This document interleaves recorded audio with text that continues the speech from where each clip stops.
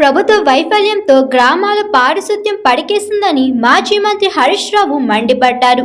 సిద్దిపేట జిల్లా జగదేపూర్ మండలం తిమ్మాపూర్లో డెంగ్యూతో మృతి చెందిన 2 యువకుల కుటుంబాలను ఆయన పరామర్శించారు. ఆసుపత్రిలో ఇంకా 50 మంది చికిత్స పొందుతున్నారు.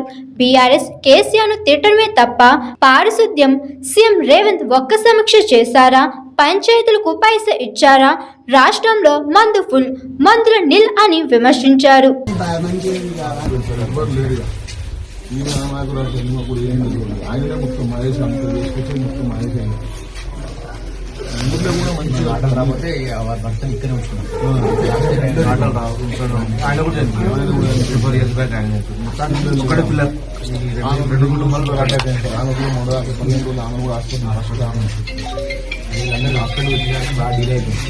మాటలు కూడా రావు సార్.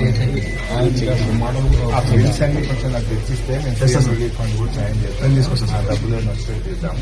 రైతు బీమా అవుతుంది ఒకటి అప్లై చేయండి సార్. బిల్స్ కూడా తెచ్చిస్తే కొద్దిగా దాంట్లో సాయం నేను తీసుకొస్తాను సార్. పిల్లలు ఏమైనా గ్రూప్ చేయమని ఈ press meet hi, this is Swathi. Like చేయండి, షేర్ చేయండి, కమెంట్ చేయండి అండ్ సబ్స్క్రైబ్ చేయండి GR TV. Hi, this is Monica. Please like, share and subscribe GR TV.